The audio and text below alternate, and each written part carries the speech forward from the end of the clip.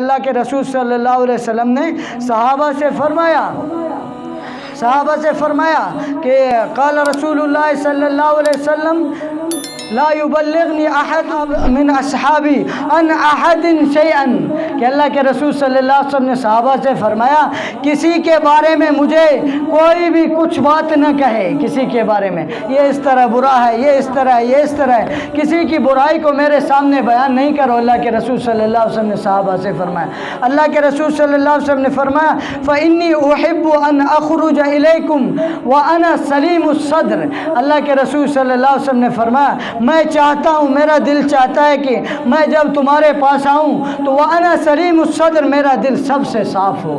سب سے صاف ہو میرا دل۔ اگر کسی کے بارے میں تم لوگوں مجھے کچھ کہو گے تو میرے دل میں اس کے لیے کھوٹ پیدا ہو جائے گا، میرے دل میں اس کے لیے کچھ چیزیں تو آ جائے گی، اس لیے میں تمہیں اس بات سے منع کرتا ہوں کسی کی برائی کو میرے سامنے بیان نہ کرو۔ آج کسی کا دوست کسی کے سامنے اس کی دوسرے کی برائی بیان کرتا ہے نا، یہ بڑا خوش ہوتا ہے، کہتا ہے کسی آفس میں اگر بڑا آدمی ہے، دوسرے آفس کے دوسرے افسر ہیں، ان کی برائی اس کے سامنے ایک افسر آ کے بیان کرتا ہے، وہ بڑا خوش ہوتا ہے، یہ میرا خیر خواہ ہے، مجھے ساری چیزیں بتاتا ہے۔